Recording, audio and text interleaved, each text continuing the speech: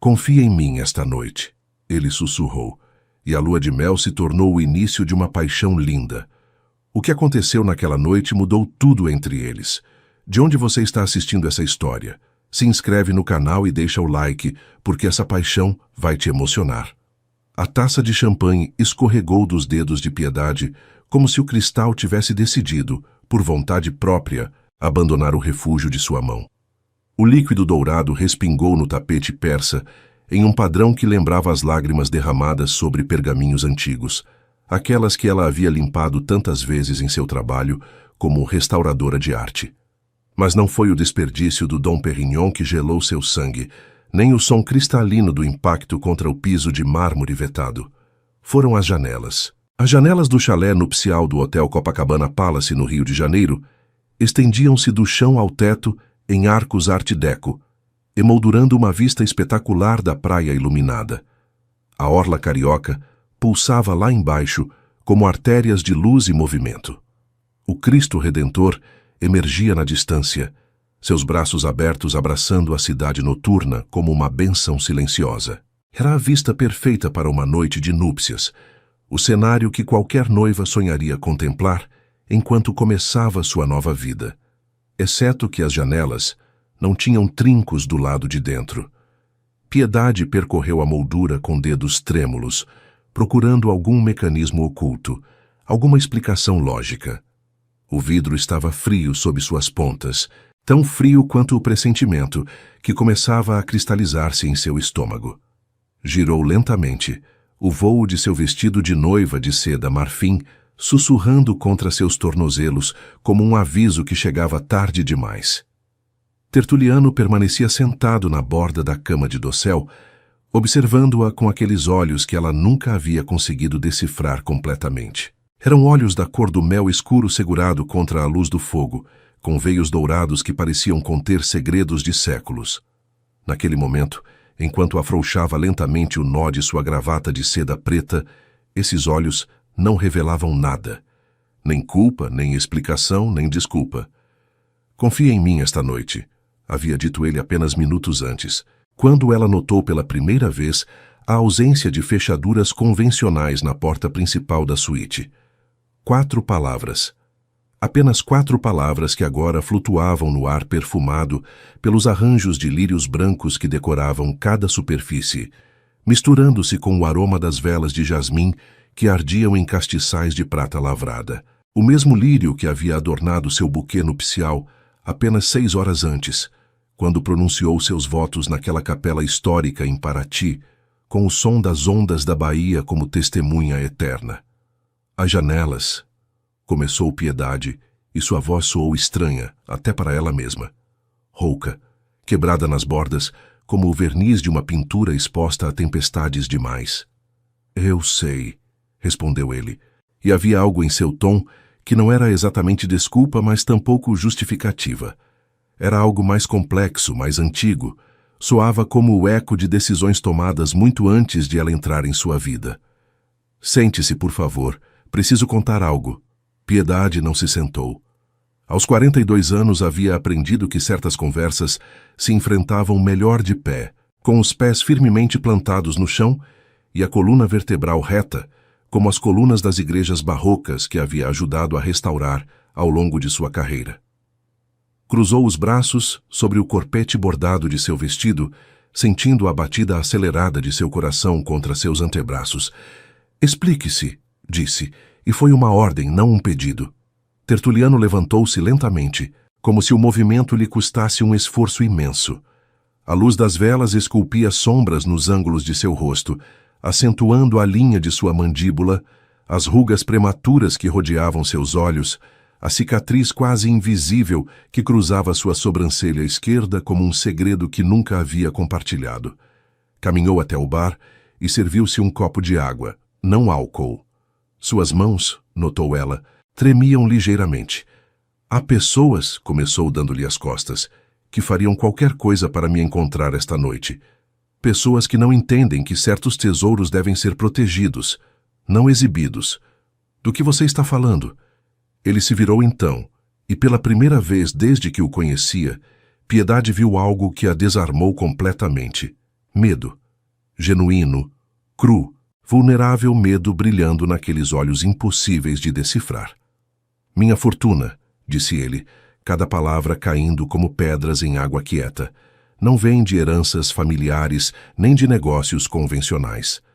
Durante os últimos 20 anos, tenho trabalhado nas sombras, comprando obras de arte roubadas durante a ditadura militar e as décadas posteriores, devolvendo-as anonimamente aos museus e às famílias a quem pertenciam. O silêncio que se seguiu foi tão denso que Piedade podia senti-lo pressionando contra sua pele. As velas parpadearam como se o ar mesmo tivesse prendido a respiração. As portas trancadas, continuou ele aproximando-se um passo, não são uma prisão, Piedade, são um santuário. Esta noite, antes do amanhecer, sairemos daqui, mas até então, preciso que confie em mim. Piedade pensou em tudo o que havia construído durante a última década, sua reputação como uma das melhores restauradoras de arte do Brasil, seu pequeno apartamento em São Paulo com vista para o Ibirapuera, cheio de livros de arte, e o aroma perpétuo de terebintina e pigmentos minerais. Sua independência, conquistada a pulso depois que seu noivado anterior desmoronou, quando descobriu que aquele homem amava sua estabilidade financeira, não sua alma. E pensou nos últimos 3 meses, nas tardes douradas na fazenda mineira onde se conheceram, entre telas de Portinari e o perfume dos jasmins manga, nas noites de conversas intermináveis sobre arte e beleza e a fragilidade das coisas preciosas, no pedido de casamento sob a luz de centenas de velas, quando ele pediu que restaurasse um homem quebrado como ela restaurava obras-primas danificadas. «Por que não me disse antes?» perguntou, e sua voz era apenas um sussurro. «Porque tinha medo», admitiu ele, e a confissão pareceu custar-lhe mais do que todas as palavras anteriores juntas. «Tinha medo de que você fugisse, e não podia suportar perdê-la antes de tê-la completamente». Piedade olhou as janelas seladas, depois seu marido de 6 horas, depois suas próprias mãos que ainda tremiam ligeiramente. Pensou em seu dom quase sobrenatural para ver além das superfícies, para encontrar a beleza escondida sob camadas de dano e tempo. Pensou em sua teimosia lendária, em como nunca havia abandonado uma restauração, por mais difícil que parecesse. E pensou naquela vulnerabilidade secreta que a fazia ansiar pertencer a alguém, embora o negasse até para si mesma. «Conte-me tudo», disse finalmente, caminhando em direção à cama e sentando-se na borda, suas saias de seda estendendo-se ao seu redor como pétalas de uma flor noturna. «Desde o princípio. E não omita nada». Tertuliano fechou os olhos por um momento, como se estivesse reunindo forças de algum poço profundo dentro de si mesmo. Quando os abriu, havia neles uma determinação nova, misturada com algo que se parecia perigosamente com a esperança. «Tudo começou com minha avó», disse, sentando-se ao seu lado. «Uma mulher nordestina que criou 8 filhos sozinha depois que meu avô desapareceu no mar, na costa da Bahia. Ela me ensinou que há coisas mais importantes que a riqueza ou a segurança. Me ensinou que a justiça, às vezes, deve ser buscada nas sombras.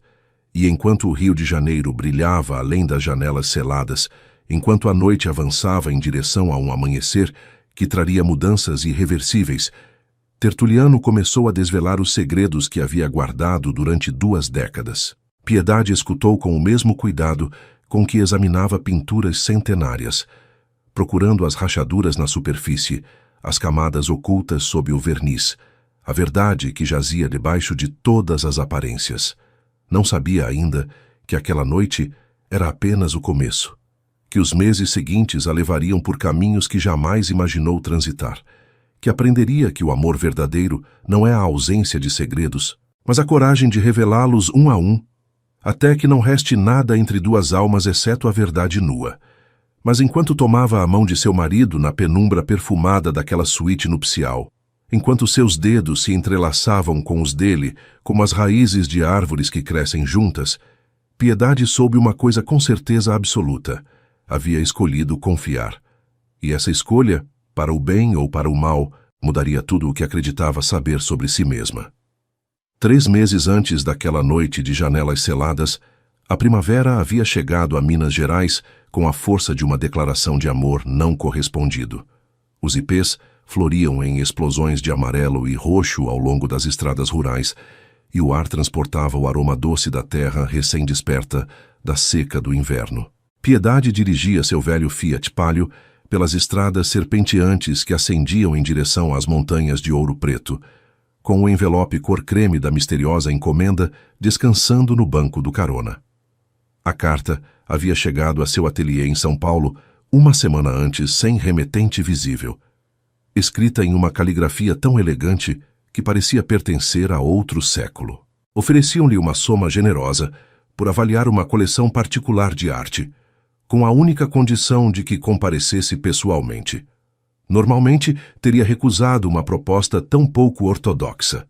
Os anos lhe haviam ensinado a desconfiar de ofertas boas demais, de clientes que ocultavam seus nomes, de homens que prometiam mais do que podiam dar. Mas havia algo naquela carta, na forma em que descrevia as peças da coleção, com uma paixão quase reverencial, que despertou sua curiosidade profissional. A fazenda apareceu após uma curva do caminho, como uma aparição surgida de um sonho. Era uma construção colonial de pedra e pau a pique, com muros grossos que haviam resistido séculos de vento e sol, coroados por telhas de barro do tom da argila cozida. Trepadeiras abraçavam as fachadas orientais, e as primaveras cresciam selvagens entre as frestas de um pátio interno que vislumbrou através de um arco em ferradura. Mas foi o cheiro que a deteve completamente quando desceu do carro. Uma mistura embriagadora de terra vermelha, café torrado, alecrim silvestre e algo mais antigo, algo que cheirava a história e a segredos guardados durante gerações. "Bem-vinda", disse uma voz atrás dela. Piedade se virou e o viu pela primeira vez. Tertuliano estava de pé no umbral da porta principal, emoldurado pela escuridão fresca do interior, como uma figura em um quadro de Di Cavalcanti. Vestia de maneira informal, mas impecável. Calças de linho claro, camisa branca com as mangas arregaçadas, sapatos de couro gasto, que sugeriam muitos quilômetros percorridos. Seu cabelo escuro, salpicado de fios grisalhos nas têmporas, estava ligeiramente despenteado pelo vento da serra. Mas foram seus olhos que a capturaram. Aqueles olhos da cor do mel escuro, que pareciam conter mais histórias do que uma vida poderia abrigar.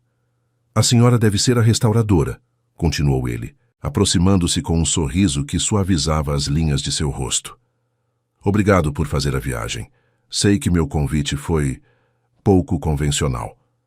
"Senhorita", corrigiu ela automaticamente e depois se arrependeu da precisão.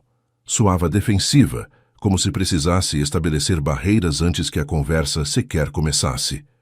Se ele notou seu desconforto, não demonstrou. Simplesmente assentiu e estendeu uma mão. "Tertuliano Mendes, o prazer é inteiramente meu." Seu aperto foi firme, mas não dominante, cálido, mas não invasivo. As mãos de um homem que conhecia o valor do toque medido, pensou Piedade enquanto se soltava talvez um instante mais tarde do que estritamente necessário. "Piedade Torres", respondeu. "E prefiro que vamos direto ao trabalho, se não se importa. Tenho outros compromissos em São Paulo." Era mentira. Sua agenda estava vazia, exceto por uma gata temperamental chamada Tarsila, que a esperava em seu apartamento, e algumas telas danificadas que levavam meses esperando sua atenção. Mas havia aprendido que estabelecer limites era a primeira defesa contra as decepções. "Claro", disse Tertuliano, e havia um brilho de diversão em seus olhos que sugeria que via através de sua máscara profissional. "Mas permita-me, ao menos, oferecer-lhe um copo de água antes de começar. A viagem de São Paulo é longa e o sol de Minas não perdoa." Conduziu-a através do pátio interno, onde uma fonte de azulejos centenários murmurava sua canção líquida, e em direção a uma sala de tetos altos, onde o frescor era um alívio imediato. As paredes estavam cobertas de pinturas que fizeram Piedade prender a respiração. Havia um portinari que reconheceu imediatamente, um retrato de trabalhadores rurais que se acreditava perdido desde 1964. Junto a ele, uma coleção de esculturas de Aleijadinho que deveriam estar em um museu. No canto mais afastado, protegido por cortinas de veludo bordô, um pequeno Di Cavalcanti, que parecia observar a sala com a mesma sensualidade tropical que caracterizava toda a obra do mestre carioca.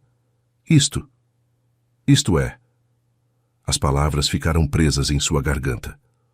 Impressionante, eu sei, completou Tertuliano, servindo água de uma jarra de cristal lapidado. E também preocupante, imagino. Uma mulher com seu conhecimento deve estar se perguntando como essas peças chegaram aqui. Piedade aceitou o copo, mas não bebeu. Seus olhos não podiam se afastar do Portinari. Essas obras foram roubadas, disse, e não era uma pergunta. Durante a ditadura, provavelmente. Ou depois, durante os anos de caos. Algumas, sim, admitiu ele sem rastro de vergonha. Outras foram vendidas sob coação, ou confiscadas injustamente, ou simplesmente desapareceram no mercado negro, quando seus proprietários fugiram do país. Meu trabalho, senhorita Torres, não é possuí-las. Meu trabalho é devolvê-las aonde pertencem. A confissão a pegou de surpresa. Havia esperado desculpas, justificativas, talvez até ameaças veladas para assegurar seu silêncio. Não essa honestidade brutal. E o que espera de mim exatamente? Tertuliano aproximou-se do Portinari, roçando a moldura com dedos que demonstravam familiaridade e respeito. Preciso que avalie o estado de conservação de cada peça, que determine quais requerem restauração antes de poderem ser devolvidas, e que me ajude a autenticar aquelas cuja origem é incerta. Isso poderia levar semanas, protestou ela. Meses, até. O tempo que precisar, respondeu ele, voltando-se para ela com aquele sorriso que começava a resultar perturbadoramente familiar. Tenho quartos de hóspedes preparados, e minha cozinheira faz o melhor tutu à mineira da região. Embora entenda se preferir recusar a oferta, deveria ter dito não. Cada instinto de sobrevivência que havia desenvolvido durante a última década gritava que fugisse daquele lugar, daquele homem, daqueles olhos que pareciam ver demais. Mas enquanto olhava as obras-primas que a rodeavam, sentiu algo que não havia experimentado em anos, a emoção do desconhecido, a sedução do mistério. Uma semana, disse finalmente. Darei uma semana para avaliar a coleção. Depois, decidiremos os próximos passos. O sorriso de Tertuliano se ampliou, e por um momento, Piedade acreditou ver algo mais que satisfação profissional em sua expressão. Algo que se parecia perigosamente com a esperança. Uma semana, então, aceitou ele. Mas aviso, senhorita Torres, este lugar tem o costume de estender o tempo. Os dias aqui duram mais do que na cidade, e as noites... As noites são para as conversas que nunca nos atrevemos a ter sob a luz do sol. Piedade não respondeu, mas enquanto seguia Tertuliano em direção à primeira das salas da coleção, enquanto o aroma dos jasmins manga se misturava com o odor ancestral dos pigmentos e do verniz, soube que acabava de cruzar um limiar, do qual não haveria retorno fácil. A semana se converteu em 2. As 2 semanas em 1 mês. E com cada dia que passava, as defesas que Piedade havia construído tão cuidadosamente começaram a mostrar rachaduras que nenhuma técnica de restauração poderia reparar. O primeiro indício de que algo estava mudando chegou na 7ª noite. Piedade havia passado o dia examinando uma pequena natureza morta, que Tertuliano acreditava poder ser obra de Georgina de Albuquerque, a mestra do início do século XX, cujas composições capturavam a essência mesma do Brasil das primeiras décadas republicanas. Havia trabalhado durante horas sob a luz controlada do ateliê improvisado que ele havia preparado para ela, com todos os instrumentos que precisava: lupas de aumento, lâmpadas ultravioleta, pincéis de Marta Sibelina tão finos quanto cílios. Quando finalmente emergiu do ateliê, o sol havia se posto e as estrelas começavam a despertar sobre as montanhas de Minas. Tertuliano a esperava no pátio, junto a uma mesa preparada com uma simplicidade que resultava quase íntima. 2 pratos, 2 taças, uma vela solitária cuja chama dançava com a brisa noturna. Pensei que teria fome, disse ele, levantando-se para puxar sua cadeira. Não era necessário, respondeu ela, embora seu estômago rugisse em desacordo. Poderia ter jantado em meu quarto. Poderia, concedeu ele, enchendo sua taça com um vinho do Vale dos Vinhedos que brilhava como âmbar líquido. Mas então teria perdido o prazer de sua companhia. E depois de uma semana de vê-la desaparecer naquele ateliê durante horas intermináveis, acho que mereço ao menos uma conversa civilizada. Havia um tom brincalhão em sua voz que desarmou as objeções de Piedade. Encontrou-se sorrindo apesar de si mesma enquanto se sentava. O jantar foi uma revelação. O tutu à mineira que havia prometido resultou ser uma sinfonia de feijão cozido no ponto exato, couve refogada crocante, torresmo dourado e um toque de farinha de mandioca que evocava as raízes africanas da região. Seguiu um leitão assado durante horas, até alcançar aquela textura que desmanchava na língua, acompanhado de farofa, que havia absorvido toda a riqueza do molho, e de sobremesa, doce de leite cremoso servido com queijo Minas, uma combinação que parecia impossível, mas funcionava perfeitamente.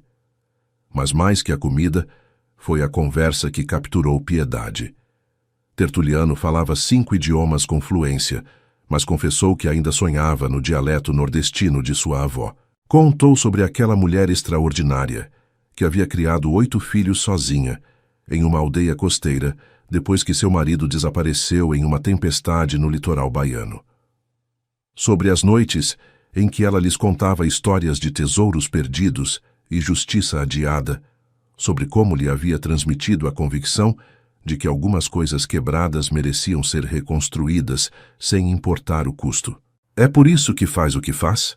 Perguntou Piedade, sua terceira taça de vinho dissolvendo as últimas resistências. Por ela? Tertuliano olhou para as estrelas e por um momento seu rosto adquiriu uma vulnerabilidade que ela não lhe havia visto antes. Parcialmente, admitiu. Mas também porque viu o que acontece quando a beleza se perde para sempre. Quando as guerras e a ganância destroem o que gerações levaram séculos para criar. Cada obra que devolvo é uma pequena vitória contra o esquecimento. É um trabalho perigoso, observou ela.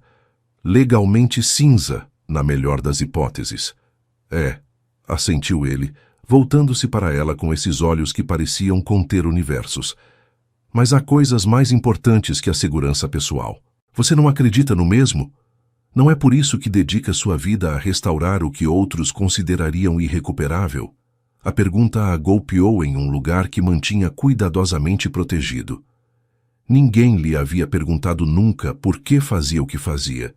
Por que passava semanas inclinada sobre telas danificadas, inalando vapores dissolventes, forçando a vista até que lhe doíam os olhos. Simplesmente assumiam que era seu trabalho, sua profissão, sua maneira de ganhar a vida.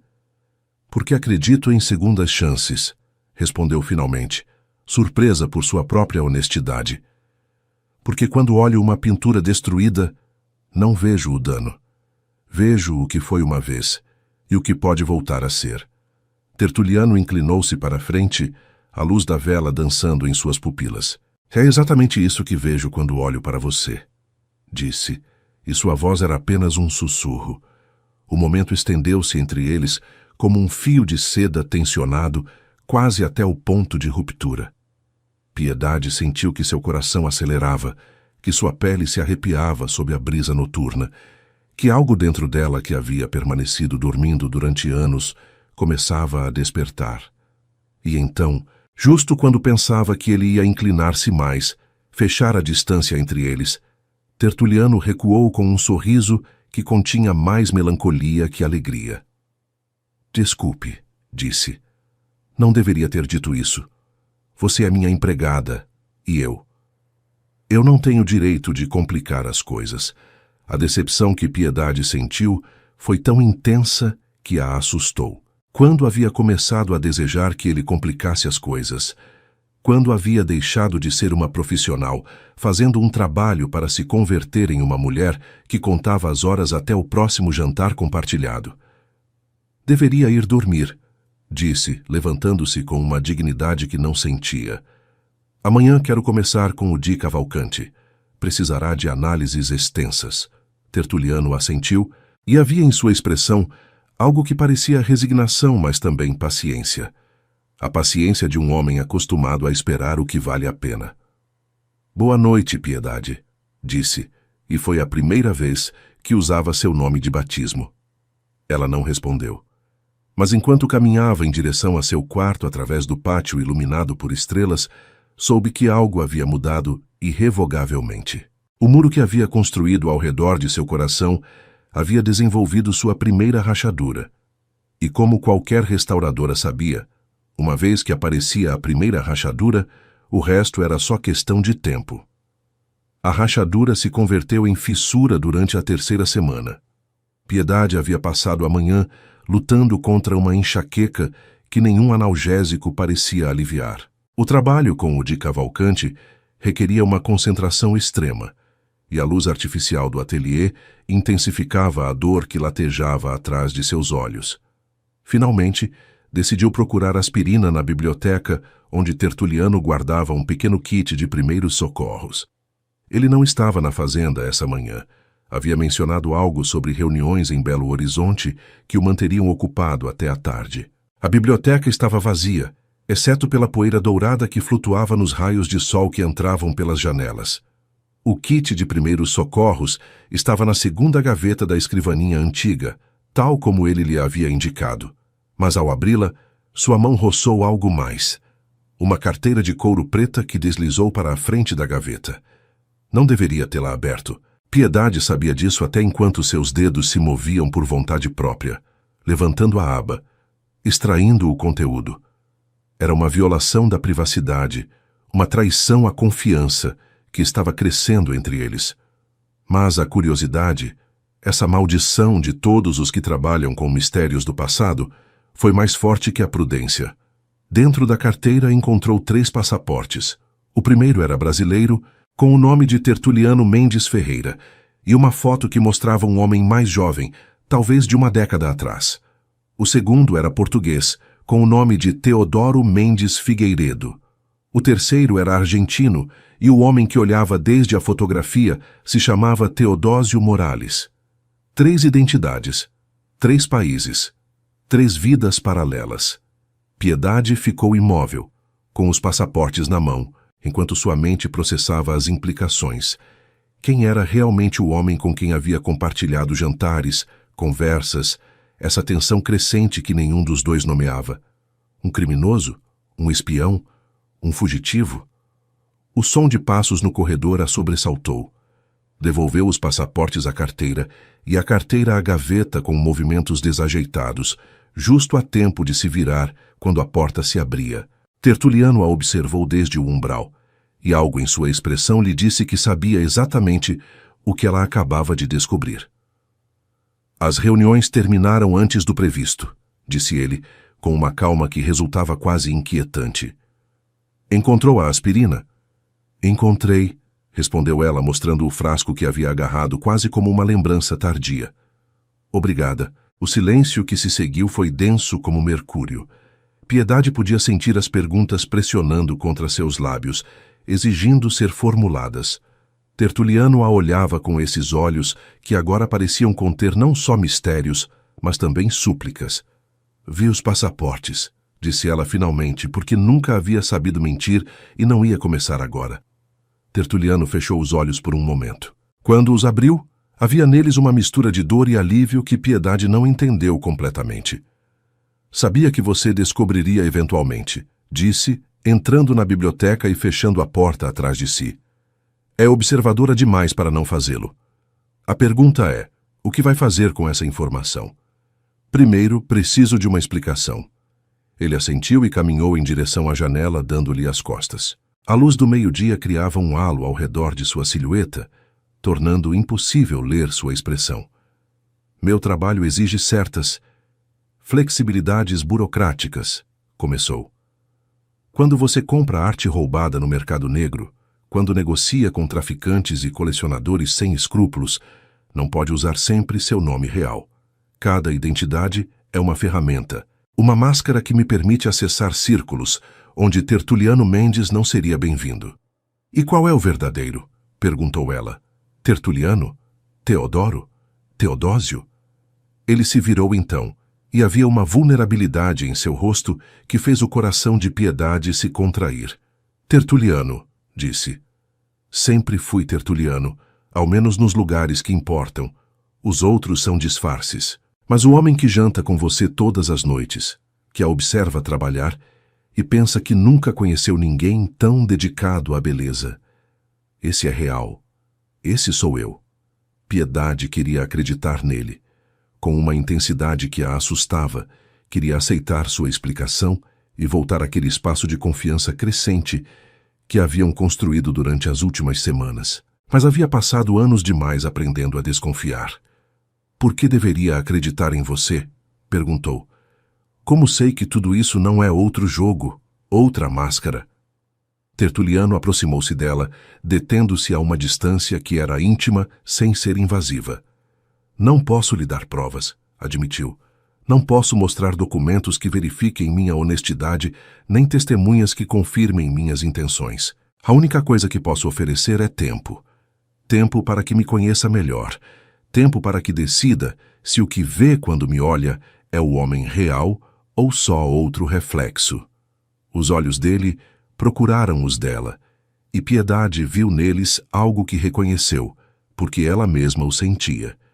O medo de ser rejeitado, a esperança de ser aceito, a vulnerabilidade de quem se expõe sabendo que poderia ser ferido. Me dê mais um mês, pediu ele.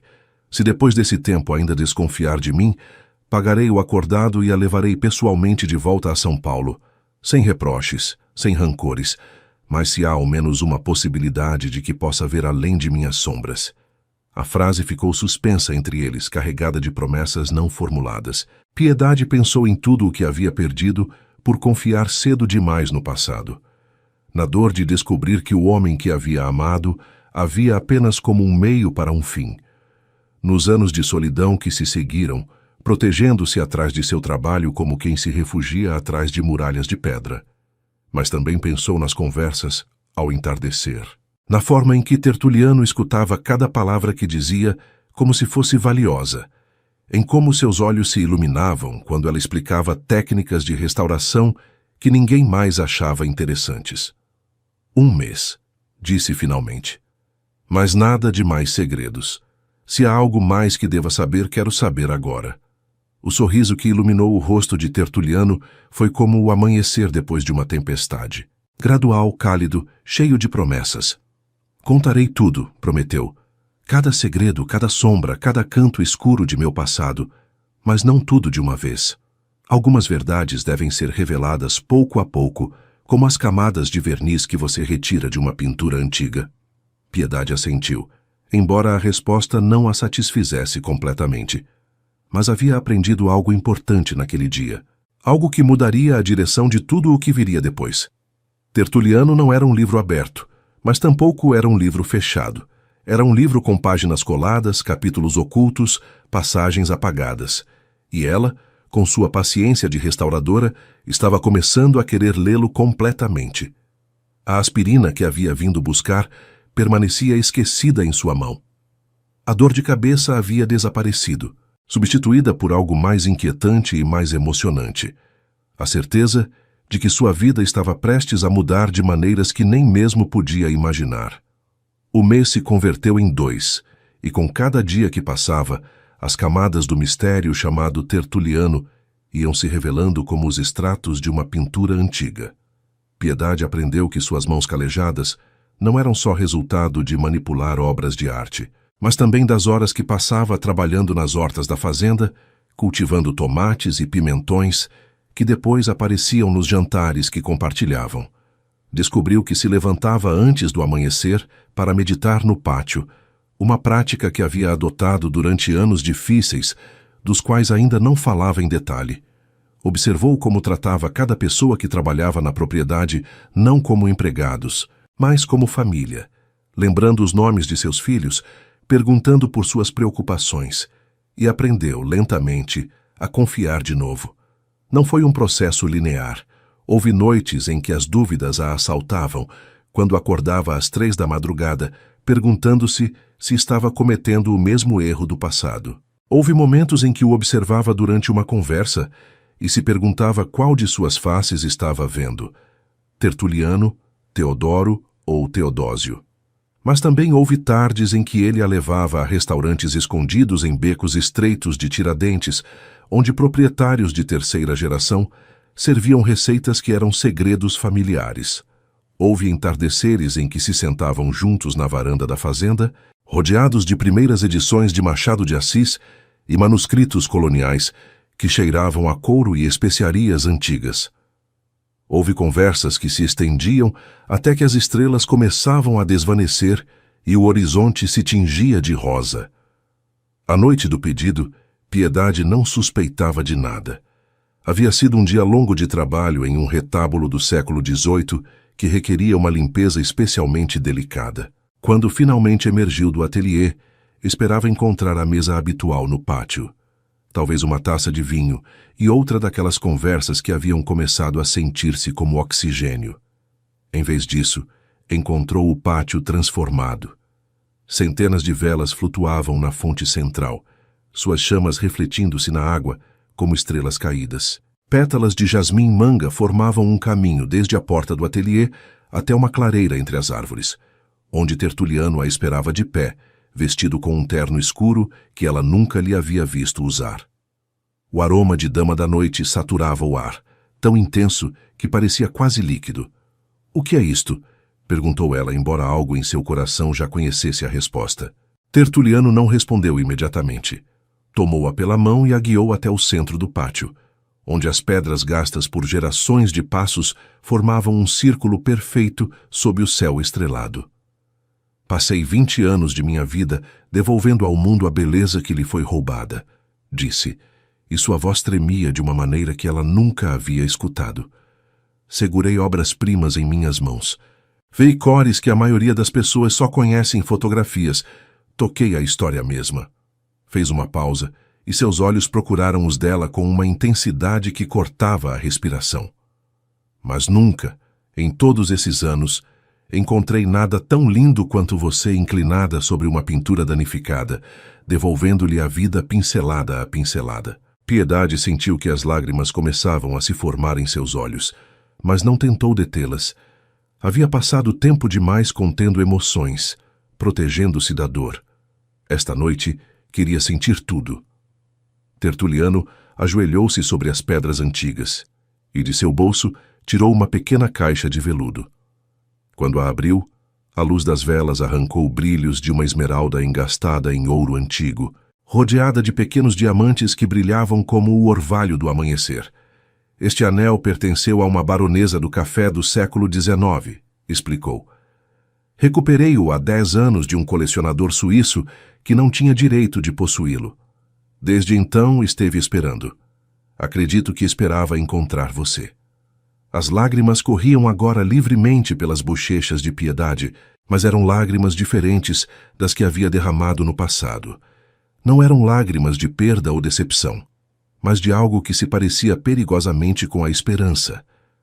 "Você restaura a arte danificada", continuou Tertuliano, e sua voz quebrou nas bordas.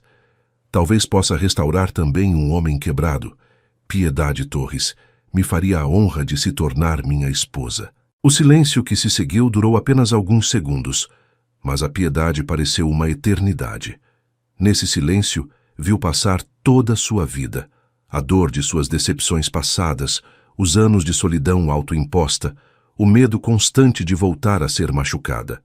Mas também viu algo mais, a possibilidade de um futuro diferente, de um amor que não exigia que renunciasse a si mesma, de um companheiro que via sua dedicação não como uma ameaça, mas como um presente. "Sim", sussurrou, e a palavra saiu de seus lábios como uma oração longamente contida. "Sim?", repetiu ele como se não pudesse acreditar. "Sim", disse ela de novo, desta vez mais forte. "Sim, Tertuliano, casarei com você." Ele levantou-se com uma agilidade que desmentia a emoção que o tomava e deslizou o anel em seu dedo. Ficava perfeito, como se tivesse sido feito para ela. E então a beijou, pela primeira vez, sob as estrelas de Minas Gerais, rodeados de velas e jasmins-manga, e o peso doce de uma promessa recém-nascida. O beijo sabia a vinho e a lágrimas, a anos de espera, e a certeza de que algumas coisas quebradas podem, efetivamente, ser reconstruídas. Mas enquanto Piedade se abandonava à alegria daquele momento, uma parte dela, a parte que havia aprendido a desconfiar, sussurrava um aviso que escolheu ignorar. Ainda havia segredos que Tertuliano não havia revelado, capítulos de seu livro que permaneciam colados, páginas que ela ainda não havia lido. Aquela noite, porém, decidiu que essas páginas podiam esperar. Aquela noite, escolheu a felicidade. Não sabia ainda o preço que essa escolha teria. A cerimônia se celebrou 6 semanas depois, em uma capela colonial que se debruçava sobre a Baía de Paraty. Era um edifício pequeno, com capacidade para apenas 20 pessoas, construído séculos atrás por pescadores que queriam um lugar onde agradecer a Deus pelas pescarias abundantes e rezar por aqueles que nunca regressavam do mar. As paredes interiores estavam decoradas com ex-votos de prata que contavam histórias de tempestades sobrevividas e milagres concedidos. E o altar sustentava uma Nossa Senhora de madeira policromada, cuja expressão parecia conter tanto dor quanto esperança. Piedade havia escolhido o lugar ela mesma, atraída por sua simplicidade e pela vista do oceano que se estendia infinito além das janelas.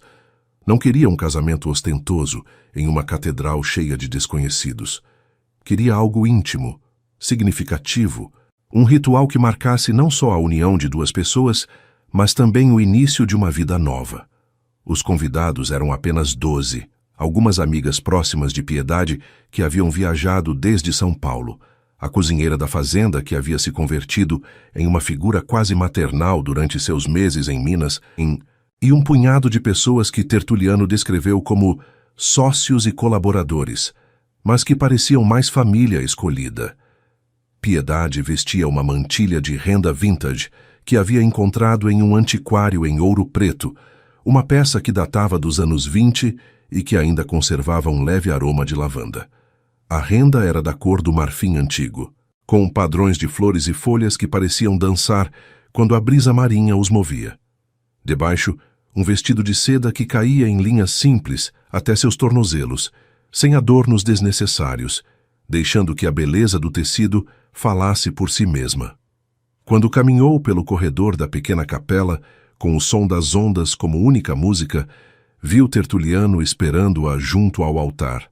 Vestia um terno de linho claro que combinava com as paredes caiadas, e em seus olhos havia uma expressão que ela nunca esqueceria, uma mistura de reverência, gratidão e algo que só podia ser descrito como assombro, como se não pudesse acreditar que ela estivesse realmente ali, avançando em direção a ele. A cerimônia seguiu tradições antigas da região que Tertuliano havia insistido em incluir. Compartilharam um pedaço de pão, simbolizando a abundância que prometiam construir juntos. Beberam do mesmo copo de cachaça artesanal, representando a alegria que compartilhariam nos anos vindouros. E no momento mais significativo, uma anciã do vilarejo lhes amarrou os pulsos com cordões de seda vermelha, seguindo um costume que datava de tempos imemoriais: amarrar seus destinos juntos, para o bem ou para o mal na saúde e na doença, até que a morte os separasse. Quando chegou o momento de pronunciar os votos, Tertuliano falou primeiro. Piedade, disse, segurando suas mãos entre as suas. Durante anos vivi nas sombras, ocultando quem era até de mim mesmo. Convenci-me de que os segredos eram necessários, que a solidão era o preço da justiça que perseguia. Mas você me ensinou que algumas coisas não podem ser restauradas em isolamento. Algumas coisas precisam de testemunhas, precisam ser vistas, conhecidas, amadas, apesar de suas rachaduras. Prometo que passarei o resto de minha vida mostrando cada uma de minhas rachaduras, e confio que você fará o mesmo comigo. As lágrimas corriam pelas bochechas de Piedade quando chegou sua vez. Tertuliano, começou e teve que parar para recuperar o fôlego. Durante 10 anos me escondi atrás de meu trabalho, convencendo-me de que era suficiente, de que não precisava de ninguém mais que as pinturas que restaurava. Mas você me mostrou que há uma diferença entre estar sozinha e estar isolada. Me ensinou que confiar não significa se abandonar ao controle de outro, mas escolher, cada dia, Acreditar em alguém apesar dos medos. Prometo que escolherei acreditar em você cada dia, mesmo quando as dúvidas sussurrarem, mesmo quando o passado tente envenenar o presente. Quando o padre os declarou marido e mulher, quando Tertuliano levantou o véu de renda e a beijou com uma ternura que fez o coração dela se expandir até doer, Piedade acreditou ter encontrado finalmente o lar que sempre havia procurado. Mas enquanto saíam da capela sob uma chuva de pétalas de rosa lançadas pelos convidados, enquanto o sol do entardecer tingia o mar de cores impossíveis, ela captou algo na expressão de seu novo marido. Uma sombra que cruzou seu rosto apenas um instante antes de desaparecer, substituída por um sorriso que parecia custar-lhe mais esforço do que o habitual. Havia algo, percebeu com um arrepio, que atribuiu à brisa marinha. Algo que ele ainda não lhe havia contado. Mas a celebração continuou, e o vinho fluiu, e os risos encheram o ar salgado. E Piedade decidiu que os segredos podiam esperar até depois da lua de mel. Não sabia que naquela mesma noite, na suíte nupcial no Rio de Janeiro, esses segredos a alcançariam muito antes do que esperava. A ilha emergiu do mar como uma esmeralda flutuante quando o pequeno hidroavião começou sua descida. Piedade, que havia passado as últimas horas do voo observando o azul infinito do mar através da janela, prendeu a respiração ante a visão. A ilha era pequena, talvez de apenas alguns quilômetros quadrados, mas sua beleza era selvagem e indomada. Falésias de pedra calcária elevavam-se no extremo norte, enquanto o sul derretia-se em praias de areia branca, bordeadas de palmeiras que pareciam inclinar-se em direção à água como amantes melancólicos. Pensei que teríamos a ilha só para nós, murmurou ela, observando o que pareciam ser construções dispersas entre a vegetação. Tertuliano tomou sua mão e havia uma tensão em seu aperto que ela não havia sentido antes. Há algo que devo mostrar, disse. Algo que não pude explicar completamente antes, porque não havia palavras suficientes. Mas agora preciso que veja com seus próprios olhos. O hidroavião aterrissou em uma pequena baía protegida, onde um pier de madeira estendia-se em direção a águas tão cristalinas que podiam se ver os peixes nadando entre as rocas do fundo. Um homem mais velho esperava ali, com a pele curtida por décadas de sol e mar, e um sorriso que iluminava seu rosto enrugado. «Tertuliano!» exclamou abraçando-o com uma familiaridade que surpreendeu Piedade. Finalmente traz sua esposa. Todos estávamos esperando para conhecê-la. Todos? Repetiu ela. O homem se virou para ela e em seus olhos escuros havia uma calidez que a fez sentir-se bem-vinda mesmo antes de ele falar. Me chamo Raimundo, disse tomando sua mão entre as suas. Cheguei aqui há 5 anos com minha família, fugindo de uma seca que destruiu tudo o que conhecíamos. Tertuliano nos encontrou em um abrigo em Fortaleza, amontoados em barracos de lona sem futuro. Trouxe-nos aqui, deu-nos um lar, devolveu-nos a esperança. Piedade olhou seu marido, procurando uma explicação que ele parecia relutante em dar. Venha, disse Tertuliano finalmente. Mostrarei. Caminharam por uma trilha que serpenteava entre palmeiras e mangueiras, e a cada passo, a ilha revelava seus segredos. O que do ar havia parecido um punhado de construções dispersas era, na realidade, uma pequena aldeia perfeitamente organizada. Casas de alvenaria e madeira agrupavam-se ao redor de uma praça central, onde uma horta comunitária explodia em cores. Tomates maduros, berinjelas roxas, alfaces de um verde vibrante. O aroma de manjericão fresco impregnava o ar do entardecer. Mas, mais que as construções, foram as pessoas que capturaram a atenção de Piedade. Havia famílias inteiras sentadas nas varandas, crianças brincando na praça, anciãs estendendo roupas que ondulavam na brisa marinha. E todos, sem exceção, saudavam Tertuliano com uma familiaridade que ia além do simples reconhecimento. Abraçavam-no, perguntavam por sua saúde, mostravam-lhe os progressos de seus jardins e suas oficinas. São 17 famílias, explicou ele enquanto caminhavam. 63 pessoas no total. Alguns chegaram há quase 10 anos, Outros são mais recentes. Cada um tem uma história diferente, mas todos compartilham algo. Em algum momento o mundo lhes deu as costas e eu tinha os recursos para estender uma mão. Piedade deteve-se em frente a um edifício que claramente servia como escola. Através das janelas podia ver carteiras pequenas, lousas cheias de equações e desenhos infantis, estantes repletas de livros em vários idiomas. "Por que não me disse?" perguntou, e sua voz soava estranha até para ela mesma. Tertuliano se virou para ela, e em sua expressão havia uma vulnerabilidade que ela raramente havia visto. "Porque temia que me julgasse", admitiu. "Porque esta ilha, essas pessoas, este projeto, não é completamente legal. Muitos deles não têm documentos válidos. Mantê-los aqui, protegê-los das autoridades que os deportariam. É um delito, e eu já havia pedido que confiasse em tantas coisas.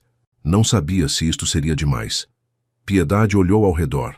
As crianças que corriam rindo, as mulheres que cozinhavam juntas em uma cozinha comunitária da qual emanavam aromas de especiarias que não reconhecia, aos homens que trabalhavam em uma oficina de carpintaria, criando móveis que depois, segundo descobriria, eram vendidos no continente para gerar renda para a comunidade. E pensou em sua avó, a que havia criado 8 filhos sozinha. Pensou nas histórias que Tertuliano lhe havia contado sobre ela, sobre como passou anos desejando ter podido salvar mais pessoas das tragédias que as travessias desesperadas traziam. "Isto é por ela", disse, e não era uma pergunta. "Tudo isto, a recuperação de arte, os múltiplos passaportes, esta ilha, tudo é por sua avó." Tertuliano fechou os olhos por um momento, e quando os abriu brilhavam com lágrimas contidas. "Ela morreu acreditando que havia falhado", sussurrou, "que não havia feito o suficiente. Jurei sobre seu túmulo que dedicaria minha vida a fazer o que ela não pôde, a devolver o roubado, a proteger os vulneráveis, a criar refúgios onde o mundo só criava tempestades." Piedade sentiu que algo se rompia dentro dela, mas não era dor. Era a última barreira que havia mantido erguida, o último muro de desconfiança que a separava de se entregar completamente a este homem e seu mundo de segredos luminosos. Caminhou até ele e tomou seu rosto entre suas mãos, obrigando-o a olhá-la. "Estou orgulhosa de você", disse. "Não apesar disto. Por isto. Por tudo isto." O beijo que compartilharam no meio daquela praça, rodeados pelos murmúrios curiosos de dezenas de refugiados que haviam encontrado um lar graças a ele, foi diferente de todos os anteriores. Era um beijo de aceitação total, de compreensão completa, de um amor que finalmente podia respirar sem máscaras nem reservas. Mas enquanto o sol afundava no mar, tingindo o céu de cores que nenhum pintor havia conseguido capturar, nenhum dos dois podia saber que seu paraíso estava prestes a ser invadido. Que em menos de 2 meses, tudo o que haviam construído cambalearia à beira do colapso, e que a maior prova de seu amor ainda estava por chegar. O barco apareceu no horizonte uma manhã de início de outono, quando as folhas das mangueiras começavam a adquirir tons dourados e o mar havia começado a esfriar com a promessa do inverno.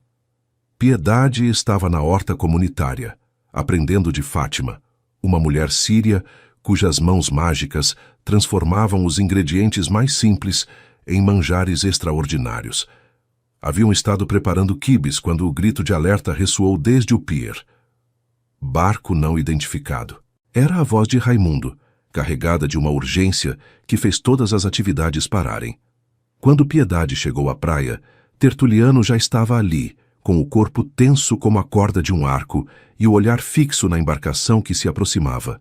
Era um iate pequeno, mas elegante, do tipo que usavam os turistas endinheirados para percorrer as costas brasileiras.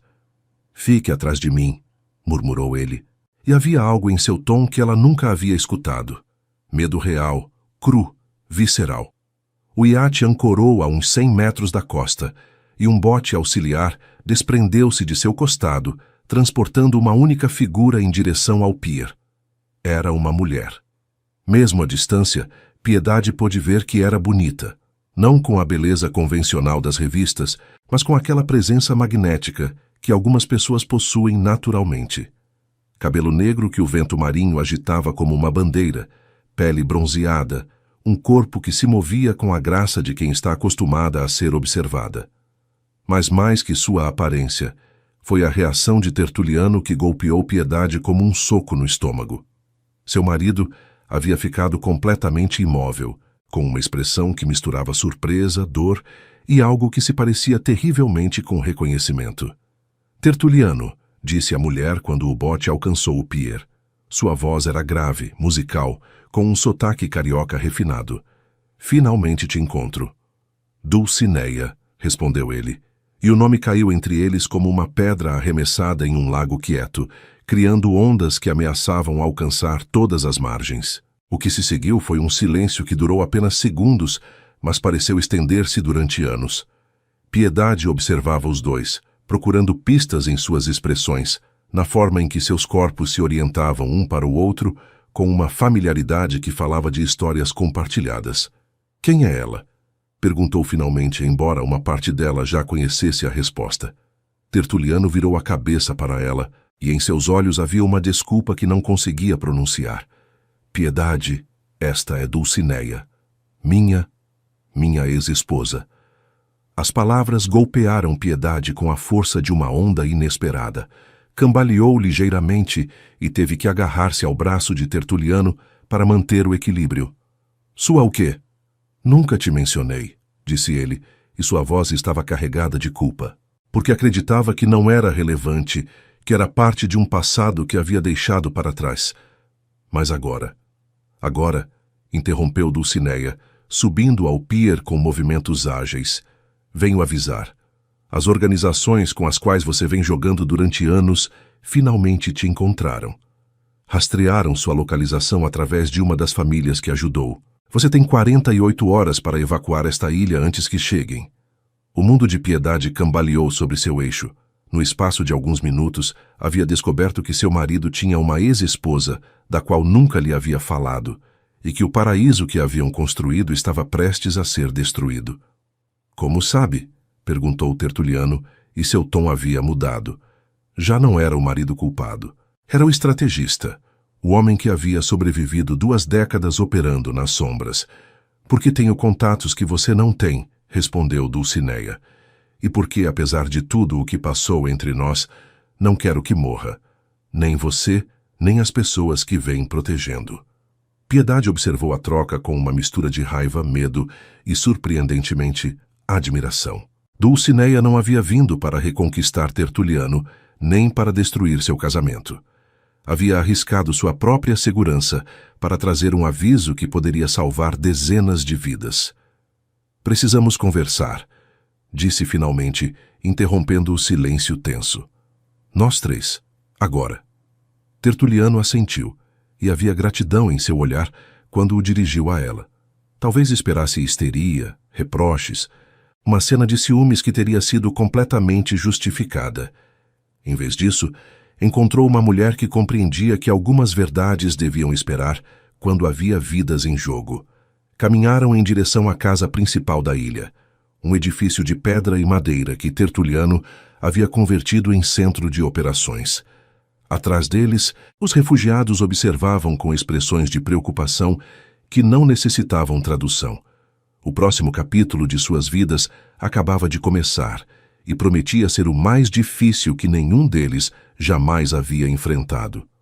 A sala de reuniões da casa principal cheirava a café recém-feito e tensão contida. Piedade estava sentada em uma das poltronas de couro gasto, com as mãos apertadas ao redor de uma xícara que já havia esfriado. Em frente a ela, Tertuliano permanecia de pé junto à janela, sua silhueta recortada contra o entardecer marinho. E Dulcineia ocupava o sofá oposto, com uma postura que combinava elegância e preparação para o combate, como um gato que pode ronronar ou atacar a qualquer momento. Comecemos pelo princípio, disse Piedade, quebrando o silêncio que havia se estendido durante minutos demais. Como é que ninguém me mencionou que meu marido tinha uma ex-esposa? Tertuliano se virou desde a janela e sua expressão era a de um homem preparando-se para uma confissão dolorosa. Dulcineia e eu nos casamos há 15 anos, começou. Naquela época eu era um homem diferente. mais jovem, mais imprudente, convencido de que podia mudar o mundo sem que o mundo me mudasse a mim. Ela era. Ela era a única pessoa que conhecia meu trabalho, que o apoiava, que às vezes participava dele. Éramos sócios além de esposos, acrescentou Dulcineia, e sua voz não continha amargura, só uma objetividade quase clínica. Durante 5 anos trabalhamos juntos, recuperando arte roubada, criando redes de proteção para pessoas vulneráveis. Mas o preço foi alto demais. Viver nas sombras constantes, mentir para todo mundo, nunca poder confiar completamente, nem mesmo em si mesma. Destrói algo dentro de você. Nos separamos há 10 anos, continuou Tertuliano. Não por falta de amor, mas porque o amor não era suficiente para sustentar o peso da vida que havíamos escolhido. Ela precisava sair, encontrar algo de normalidade. Eu não podia abandonar o trabalho. Piedade absorveu a informação, processando-a com a mesma atenção que dedicava a examinar pinturas antigas em busca de falsificações. Disse que era sua ex-esposa, apontou. Mas se separaram há 10 anos, por que usar esse termo? O silêncio que se seguiu foi eloquente. Porque tecnicamente, admitiu Dulcineia, o divórcio nunca se finalizou. As complicações burocráticas de nossas múltiplas nacionalidades, os documentos falsos que usávamos, resolver tudo isso legalmente teria exposto nossas identidades. Então, simplesmente, deixamos pendente. Piedade sentiu que o chão movia-se sob seus pés. As implicações do que acabava de ouvir eram devastadoras. Isso significa que meu casamento não é legalmente válido, completou Tertuliano, e cada palavra parecia custar-lhe um esforço imenso. Piedade, me desculpe, deveria ter te dito antes, deveria ter resolvido isto há anos. Mas cada vez que pensava em fazê-lo, algo mais urgente aparecia. Alguma família que precisava de ajuda, alguma obra que devia ser devolvida. E eu nunca pressionei, acrescentou Dulcineia, porque francamente não me importava. Estive com outro homem durante os últimos 8 anos, um homem bom que conhece meu passado e me ama apesar dele.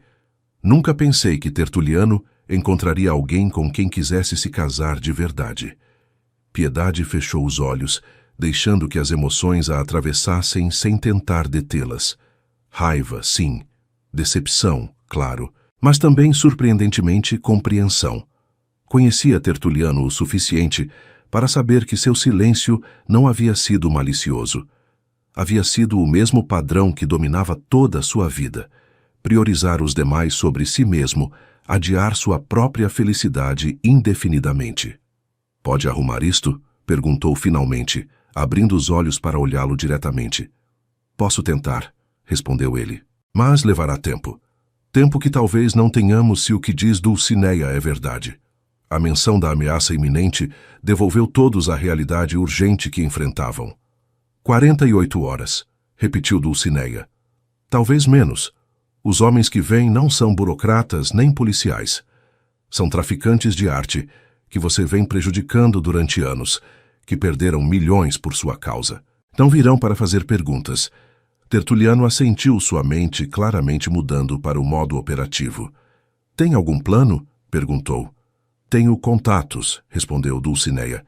Algumas ideias sobre rotas de evacuação, pessoas que podem ajudar. Mas precisaremos mais. Estamos falando de mover mais de 60 pessoas sem documentação através de águas internacionais.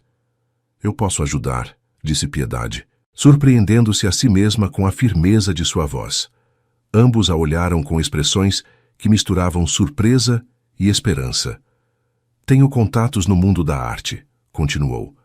Colecionadores que me devem favores, curadores de museus que confiam em mim, galeristas em São Paulo e Rio e Salvador.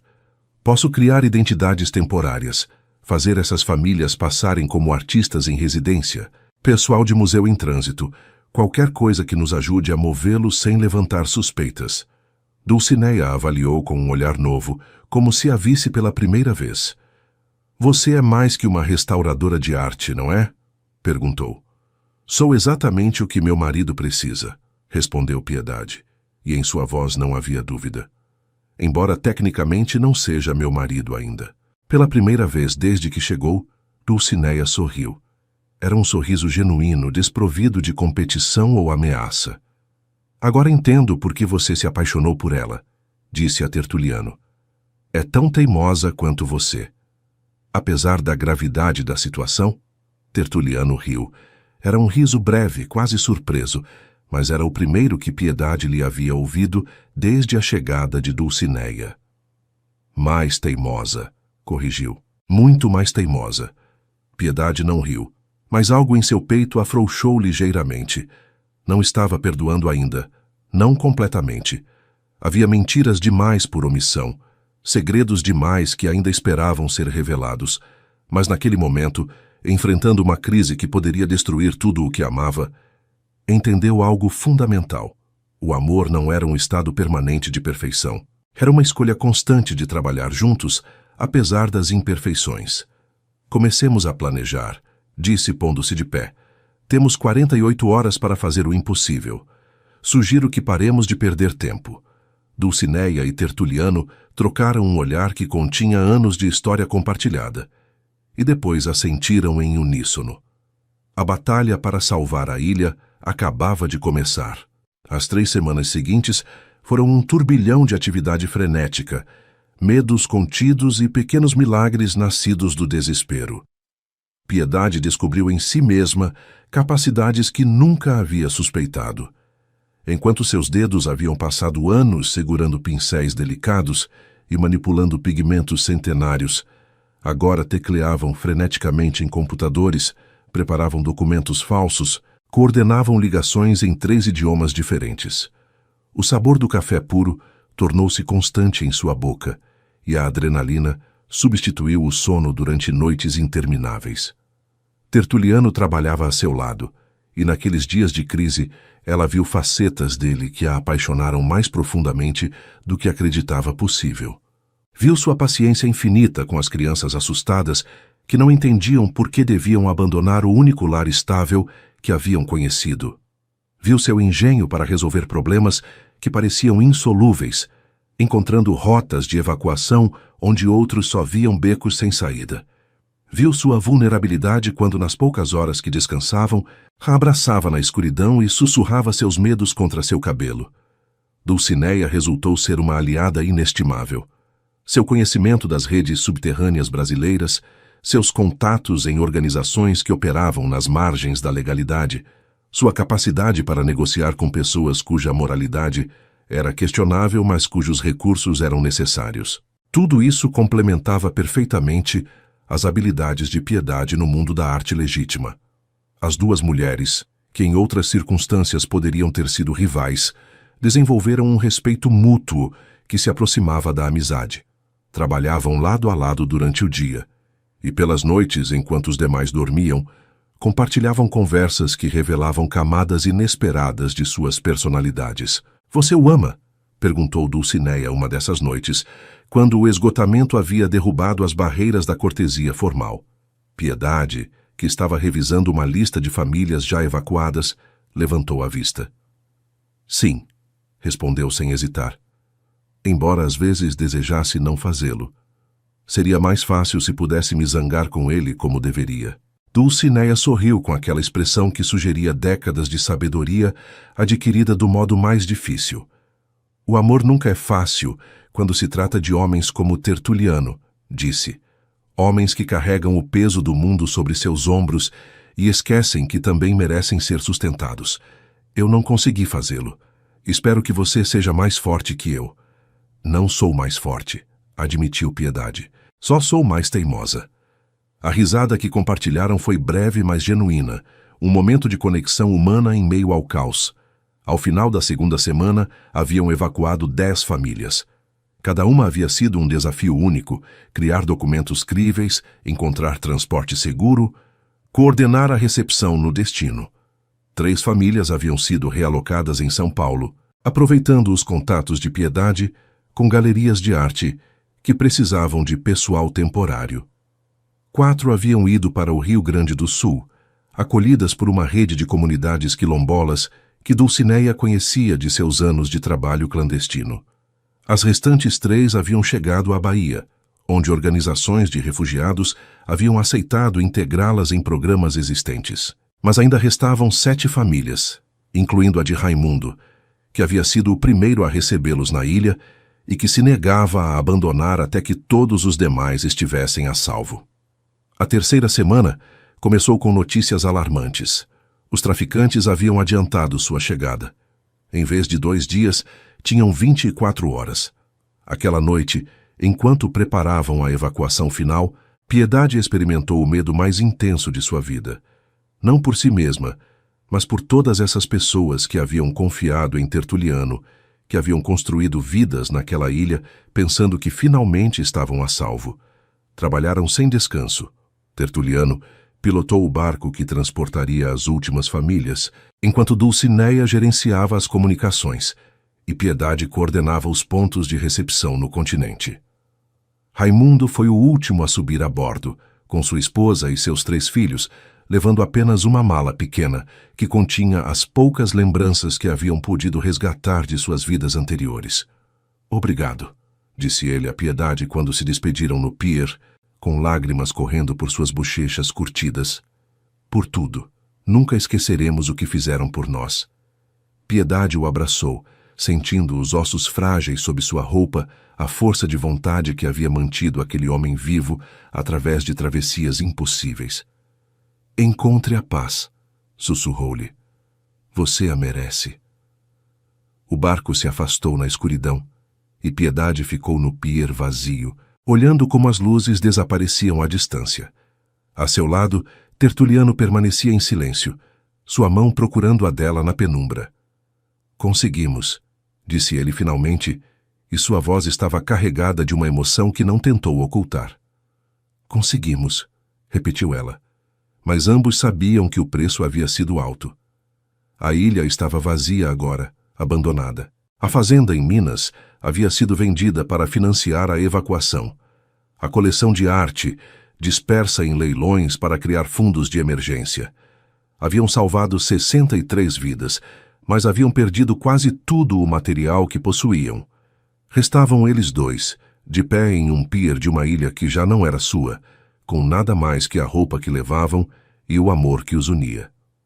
"E agora o quê?" perguntou Piedade.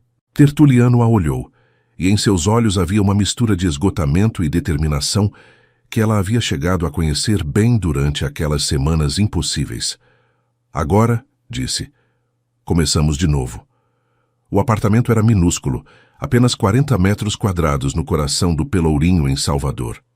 Piedade o encontrou através de um contato, uma senhora idosa que alugava o espaço que havia pertencido a seu filho antes de emigrar para Portugal. As paredes precisavam de pintura. O banheiro tinha azulejos dos anos 70 que haviam visto melhores épocas, e a cozinha era pouco mais que um canto com um fogão de 2 bocas e uma geladeira que emitia um zumbido constante. Mas tinha uma pequena sacada que dava para um beco estreito, onde os vizinhos estendiam roupas entre as fachadas e, pelas manhãs, o aroma do café e das frituras de acarajé subia desde as barracas próximas como uma promessa de vida que continuava apesar de tudo. "É perfeito", disse Tertuliano quando o viram pela primeira vez, e Piedade soube que não mentia. Mudaram-se com 3 malas que continham tudo o que lhes restava. Piedade havia conseguido salvar alguns de seus instrumentos de restauração, os mais pequenos e portáteis. Tertuliano conservava uma caixa de madeira antiga com as cartas de agradecimento que havia recebido ao longo dos anos, testemunho silencioso das vidas que havia tocado. Os primeiros dias foram um exercício de reinvenção. Piedade contactou as paróquias locais, oferecendo seus serviços para restaurar retábulos danificados pelo tempo e pela umidade. Tertuliano, liberado temporariamente de seu trabalho clandestino, enquanto esperava que as águas se acalmassem, encontrou emprego no porto ajudando a reparar saveiros de pesca. Suas mãos, que haviam segurado obras-primas de Portinari, agora lixavam madeiras ásperas e manipulavam redes de nylon. Mas quando regressava cada noite ao pequeno apartamento, com cheiro de sal e esforço honesto, havia uma paz em sua expressão que Piedade não lhe havia visto antes. Foi durante aqueles primeiros meses de reconstrução, quando ela descobriu que estava grávida. A notícia chegou uma manhã de finais de outono, quando as náuseas que havia atribuído ao estresse tornaram-se impossíveis de ignorar. Fez o teste no banheiro minúsculo, com as mãos tremendo tanto que mal pôde segurar o pequeno dispositivo.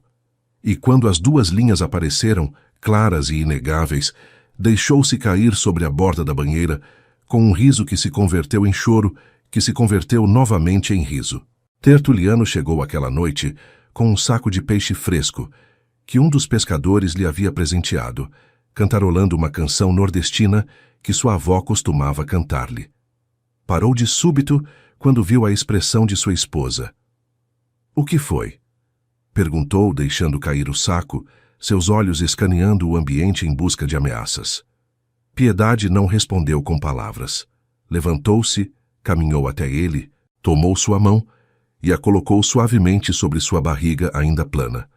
O silêncio que se seguiu foi eloquente.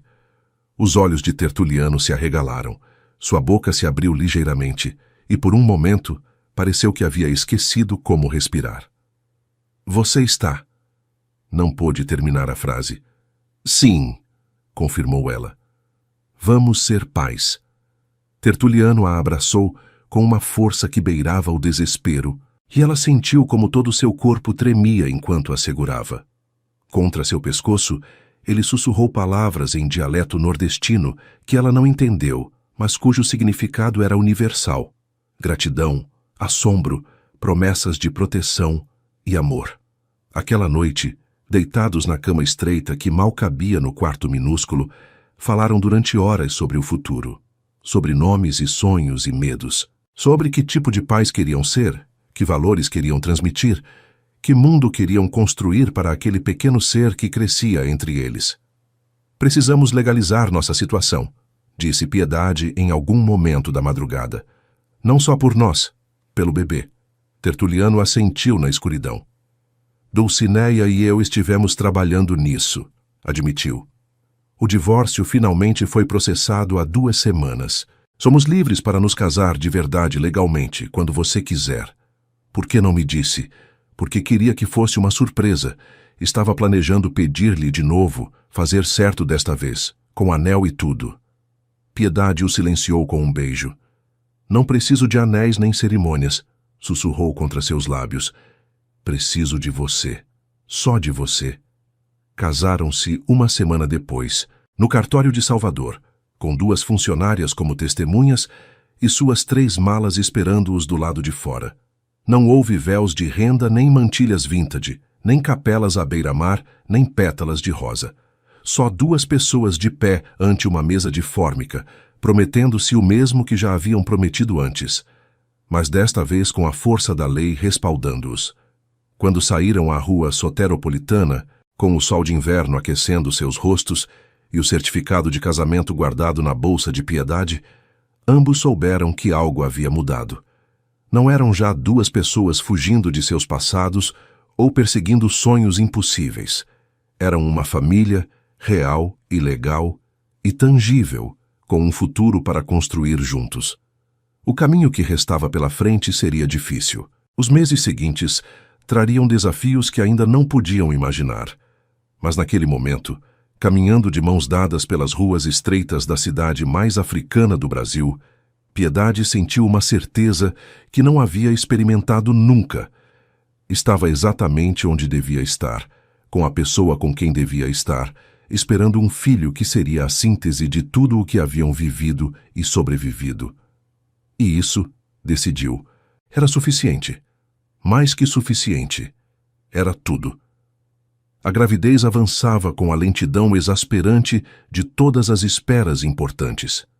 Piedade continuava trabalhando nos retábulos das igrejas locais, embora agora o fizesse sentada em vez de subida em andaimes, com pausas frequentes para descansar as costas e acariciar distraidamente sua barriga crescente. O pequeno apartamento do Pelourinho havia se transformado em um ateliê improvisado, onde o cheiro de terebintina se misturava com o das infusões de ervas que as vizinhas lhe traziam para as náuseas.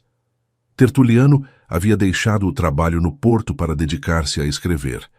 Durante meses, Havia estado adiando a tarefa que a família do Portinari lhe havia pedido: documentar suas décadas de trabalho recuperando arte roubada. Agora, sentado na pequena sacada enquanto Piedade pintava no interior, digitava freneticamente em um laptop de segunda mão, vertendo em palavras os segredos que havia guardado durante tanto tempo. Era uma vida simples, quase monástica em sua rotina, mas estava cheia de uma paz que nenhum dos dois havia conhecido antes. A notícia chegou durante o 7º mês de gravidez. O médico do pequeno consultório, onde Piedade fazia seus controles, a havia encaminhado ao hospital em Salvador para exames mais detalhados. Os testes revelaram uma complicação, uma placenta que não estava posicionada corretamente, que requereria intervenção cirúrgica logo após o nascimento para evitar uma hemorragia perigosa. O custo era astronômico. Piedade lembra o momento exato em que o médico lhes explicou a situação. Estavam sentados em um consultório pequeno com paredes cor creme e diplomas emoldurados, enquanto a luz do entardecer baiano entrava por uma janela que precisava de limpeza. O especialista falava com aquela mistura de compaixão e profissionalismo que os médicos desenvolvem quando devem dar notícias difíceis. A cirurgia é relativamente simples, se realizada a tempo, explicou.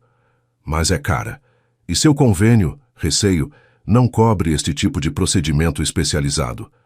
A cifra que mencionou fez o estômago de Piedade se contrair. Era mais do que ganhavam em um ano, mais do que possuíam em poupanças, mais do que poderiam reunir vendendo tudo o que lhes restava. Tertuliano permaneceu em silêncio durante todo o trajeto de volta ao Pelourinho.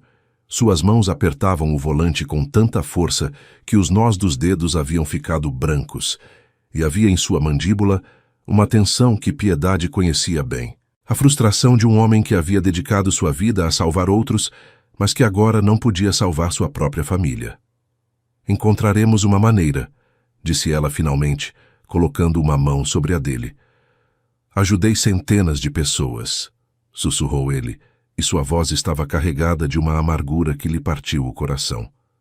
Movi milhões em arte recuperada, financiei evacuações impossíveis, comprei a liberdade de famílias inteiras.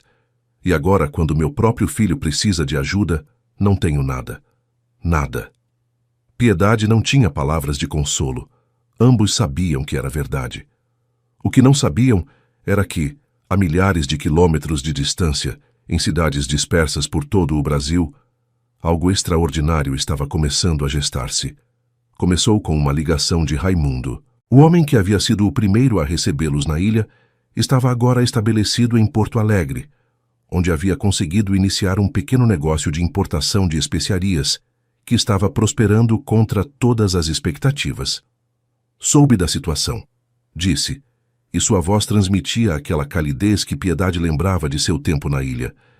Minha comunidade quer ajudar. Não é muito, mas é algo. A doação que enviaram era modesta, mas significativa. E não foi a única.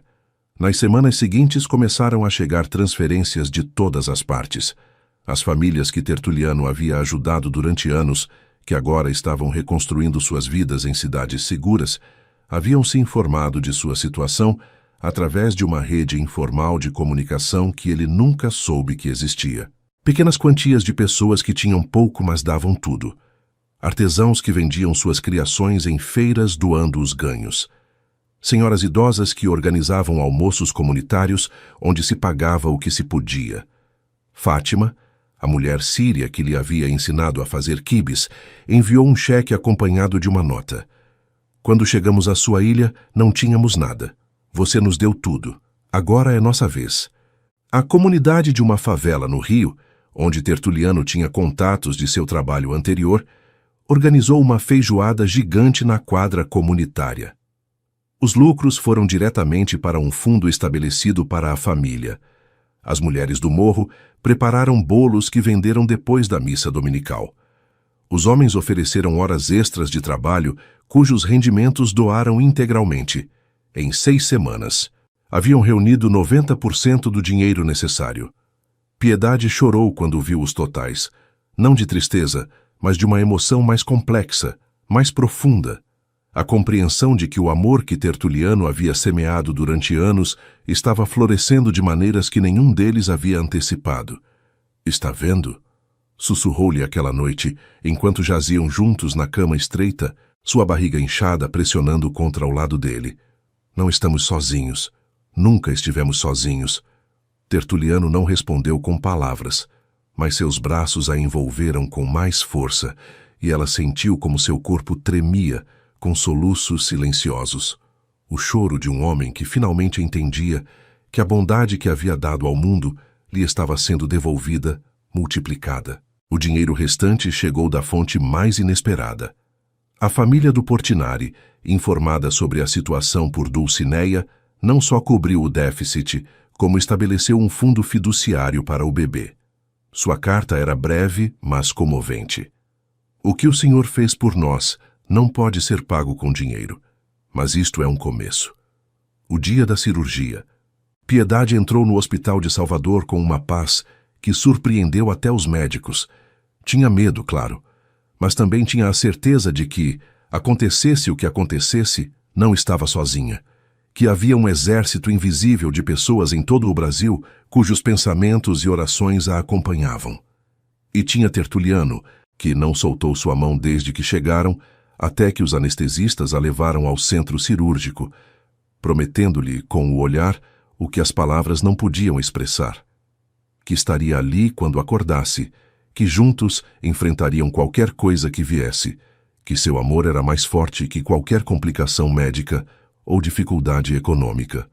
A cirurgia foi um sucesso. O bebê nasceu em uma manhã de outubro, quando a luz do outono baiano pintava o céu de tons dourados que lembravam os quadros de Tarsila do Amaral. Piedade havia passado 17 horas de trabalho de parto, sustentada por Tertuliano, que não se moveu de seu lado nem um instante. Havia-lhe contado histórias para distraí-la da dor, sobre as praias escondidas do litoral norte, onde levariam o menino quando fosse maior, sobre os casarões do Pelourinho, onde lhe ensinariam a história de sua terra, sobre as cachoeiras da Chapada Diamantina, onde veriam juntos as primeiras flores do cerrado. Suas palavras eram um fio de ouro que a mantinha ancorada, enquanto as contrações a sacudiam, enquanto seu corpo fazia o trabalho antigo e milagroso de trazer nova vida ao mundo. Quando o choro do bebê encheu o quarto do pequeno hospital de Salvador, Piedade sentiu algo que não podia descrever com palavras. Era como se todos os fragmentos dispersos de sua existência tivessem encontrado finalmente seu lugar. A artista que restaurava a beleza, a mulher que havia aprendido a amar de novo, a esposa que havia atravessado tempestades junto a seu companheiro. Tudo convergia naquele momento, naquele pequeno ser que o médico colocava sobre seu peito. "É perfeito", sussurrou Tertuliano, e sua voz estava tão cheia de assombro que parecia a de um menino vendo o mar pela primeira vez. "Piedade é absolutamente perfeito. Chamaram-no Gabriel, pelo anjo mensageiro, porque sua chegada havia trazido mensagens de esperança e renovação a todos os que o esperavam. A cirurgia que se seguiu foi bem sucedida, tal como os médicos haviam prometido. Piedade acordou da anestesia com o peso cálido de seu filho nos braços de Tertuliano a seu lado, ambos esperando-a como se o tempo tivesse parado só para eles. "Como se sente?" perguntou ele, acariciando seu cabelo úmido. "Completa", respondeu ela. "Pela primeira vez em minha vida me sinto completamente completa." As semanas seguintes foram um turbilhão de noites sem dormir, fraldas trocadas e o assombro constante de ver como aquele pequeno ser humano ia descobrindo o mundo. Gabriel tinha os olhos de seu pai, aquele tom ambíguo que parecia mudar com a luz, e as mãos longas de sua mãe, mãos que algum dia talvez segurariam também pincéis e restaurariam beleza. Foi durante o primeiro mês de vida de Gabriel quando chegou a notícia que mudaria tudo mais uma vez. Os pesquisadores de arte que haviam estado catalogando as obras dispersas da antiga coleção de Tertuliano fizeram uma descoberta extraordinária. Uma das pinturas que ele havia considerado sempre uma cópia, uma pequena tela atribuída vagamente à escola de Di Cavalcanti, era na realidade um original autêntico pintado sobre uma obra anterior. Os testes de radiocarbono e a análise de pigmentos eram conclusivos. O valor da pintura era suficiente para que Tertuliano e Piedade recuperassem tudo o que haviam perdido e mais. Poderiam comprar uma casa nova, estabelecer fundos de segurança, viver confortavelmente o resto de suas vidas. Mas quando Tertuliano recebeu a notícia, olhando Piedade amamentar Gabriel na pequena sacada do apartamento do Pelourinho, enquanto o sol do entardecer os banhava em luz dourada, soube exatamente o que queria fazer. "Vou doá-lo", disse-lhe aquela noite depois que o bebê havia adormecido em seu berço improvisado. "Ao Museu de Arte de São Paulo, em nome de minha avó."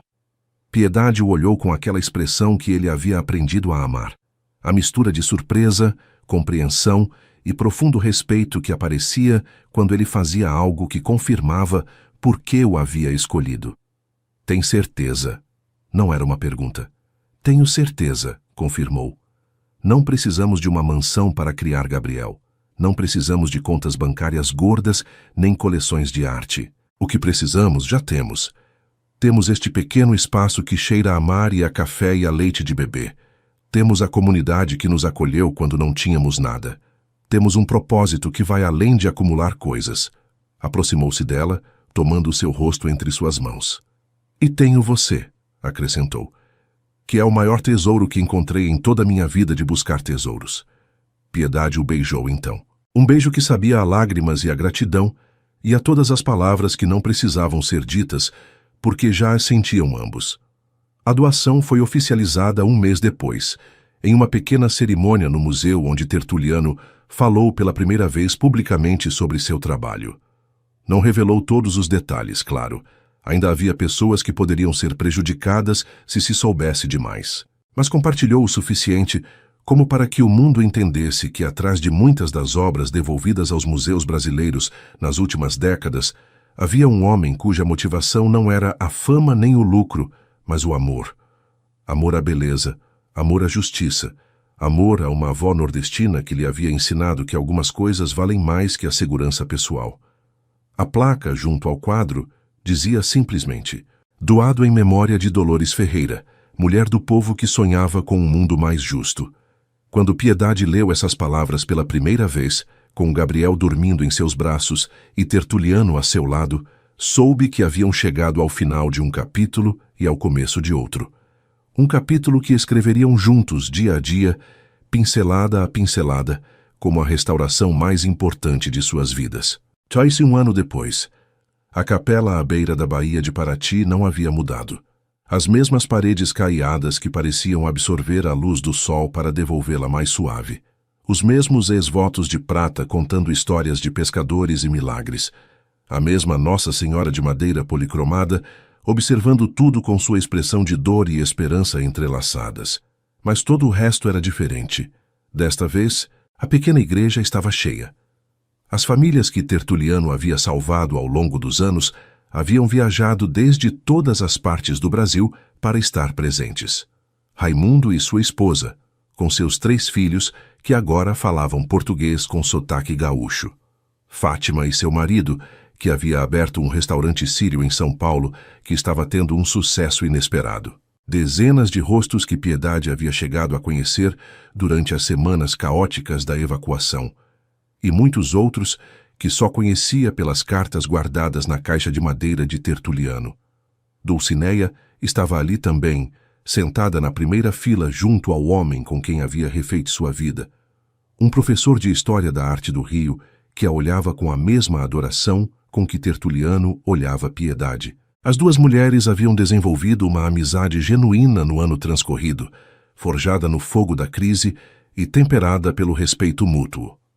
Nos braços de uma das comadres da comunidade quilombola da Bahia, Gabriel observava tudo com esses olhos impossíveis de decifrar que havia herdado de seu pai, balbuciando sons que só ele entendia. Piedade caminhou pelo corredor da capela pela segunda vez, mas desta vez sem véus nem mantilhas.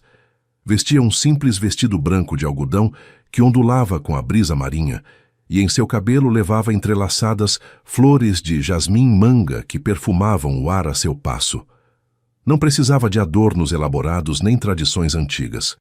Só precisava chegar até onde Tertuliano a esperava, junto ao altar onde haviam se casado 1 ano antes, sem saber que seu casamento não era válido. Desta vez, tudo era diferente. Desta vez, era real. Tertuliano a observava aproximar-se com uma expressão que continha todas as viagens que haviam feito juntos. As noites de revelações na fazenda em Minas, o pedido sob as estrelas, o primeiro casamento que resultou não sê-lo, as semanas de crise e evacuação, os meses de pobreza e reconstrução, o nascimento de seu filho, a doação do Di Cavalcante. Quando ela chegou a seu lado, ele tomou suas mãos e as segurou como se fossem o mais precioso do mundo. Piedade, começou, e sua voz era firme, embora seus olhos brilhassem. Há 1 ano me casei com você sem saber que o casamento não era válido. Hoje me caso com você sabendo que é o ato mais verdadeiro de minha vida. Não porque um papel o diga, mas porque cada dia que passei a seu lado me confirmou o que soube desde o momento em que a vi inclinada sobre uma pintura em minha fazenda. Que você é a única pessoa com quem quero envelhecer, a única mão que quero segurar quando o mundo cambalear, a única restauradora capaz de reconstruir um homem que se acreditava quebrado demais para ser amado. As lágrimas corriam livremente pelas bochechas de Piedade, mas não tentou detê-las. Tertuliano, respondeu apertando suas mãos. Durante anos me convenci de que o amor era um risco que não podia me permitir, que confiar em alguém significava me expor à dor que já havia experimentado vezes demais. Mas você me ensinou que a confiança não é a ausência de medo, mas a escolha de acreditar apesar dele. Hoje, não só me caso com você. Hoje, escolho continuar acreditando em você, cada dia, pelo resto de nossa vida. O padre pronunciou as palavras rituais, mas nenhum dos dois as escutava realmente. Estavam absortos demais nos olhos um do outro, naquele espaço íntimo onde as palavras eram desnecessárias, porque o amor falava em um idioma mais antigo e mais verdadeiro. Quando chegou o momento das alianças, Tertuliano tirou algo que fez Piedade prender a respiração. Era o anel de esmeralda da baronesa do café, o mesmo que lhe havia dado em seu primeiro pedido. Havia estado guardado todo este tempo, esperando o momento certo. Desta vez, disse ele enquanto o deslizava em seu dedo, está onde sempre deveu estar. Piedade olhou o anel, depois seu marido, depois a congregação de rostos que os observava com expressões de alegria e emoção. Viu Raimundo enxugando as lágrimas com um lenço, Dulcineia sorrindo com genuína felicidade, Gabriel agitando seus bracinhos desde os braços da comadre, como se soubesse que algo importante estava ocorrendo. Confie em mim, sussurrou Tertuliano, repetindo as palavras que havia pronunciado naquela suíte no Rio com as janelas seladas, há uma eternidade e apenas ontem. Piedade sorriu, e em seu sorriso estava contida toda a história que haviam vivido juntos. Os medos superados, os segredos revelados, as perdas sofridas, as vitórias compartilhadas. Sempre, respondeu. E a palavra ressoou na pequena capela como uma promessa e uma certeza. Quando se beijaram, o mar aplaudiu com suas ondas e o vento levou o aroma dos jasmins manga até as colinas distantes. Os convidados explodiram em vivas que misturavam sotaques de meio Brasil, e Gabriel escolheu aquele momento preciso para emitir um grito de alegria que fez todos rirem. Mais tarde, durante a celebração na praia onde haviam sido preparadas mesas longas cobertas de manjares trazidos por cada família, onde a cachaça artesanal fluía livremente, e os violões alternavam com canções nordestinas e música baiana, Piedade se afastou um momento da balbúrdia. Caminhou até a beira da água, onde as ondas lambiam suavemente a areia, e ficou olhando o horizonte onde o sol começava a tingir o céu de cores impossíveis. Sentiu os braços de Tertuliano rodeando-a por trás, seu queixo apoiando-se em seu ombro. — No que está pensando? Perguntou ele. — Nas janelas, respondeu ela. — As do hotel no Rio. Lembro que quando vi que não tinham trincos, pensei que estava presa, que havia cometido o pior erro de minha vida. E agora? Piedade se virou entre seus braços, colocando as mãos sobre seu peito, sentindo a batida constante de seu coração sob suas palmas. Agora entendo que não estava presa, estava sendo protegida.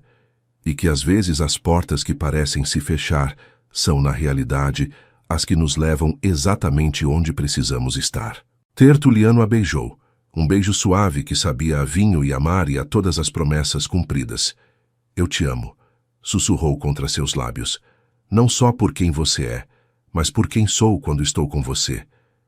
E eu te amo, respondeu ela, não apesar de seus segredos e suas sombras, mas porque foram eles que te converteram no homem capaz de amar assim. Permaneceram abraçados enquanto o sol afundava no mar, pintando o céu de cores que nenhum artista poderia reproduzir. Atrás deles, os risos e a música da celebração continuavam, uma sinfonia de gratidão e esperança protagonizada por todas as vidas que haviam se entrelaçado graças a um homem que acreditava na justiça silenciosa e uma mulher que acreditava em restaurar o que parecia perdido. Não era um final perfeito, porque a vida não oferece finais perfeitos. Haveria mais desafios, mais segredos a descobrir, mais medos a enfrentar. Gabriel cresceria e faria perguntas difíceis sobre o passado de seus pais. O mundo continuaria sendo um lugar complicado, onde a justiça muitas vezes chegava tarde ou nunca chegava. Mas tinham este momento de paz absoluta, esta certeza de que juntos podiam enfrentar qualquer coisa, este amor que havia sido provado pelo fogo e havia emergido mais forte. Piedade apoiou a cabeça no peito de seu marido, escutando o ritmo de seu coração misturar-se com o som das ondas. Sabe o que mais gosto de nossa história? Perguntou. O quê? Que não está terminada. Que cada dia podemos adicionar uma pincelada nova, restaurar algo que se danifique, descobrir camadas que não sabíamos que existiam. Tertuliano sorriu contra seu cabelo. Então continuemos pintando, disse. Juntos, sempre. E enquanto a última luz do dia se desvanecia e as primeiras estrelas começavam a despertar sobre o mar eterno, Piedade soube com a certeza de quem atravessou tempestades e encontrou refúgio que isso era exatamente o que fariam. Porque o amor verdadeiro não é um destino ao qual se chega, mas uma viagem que se escolhe cada dia. E ela havia escolhido, estava escolhendo, continuaria escolhendo, sempre.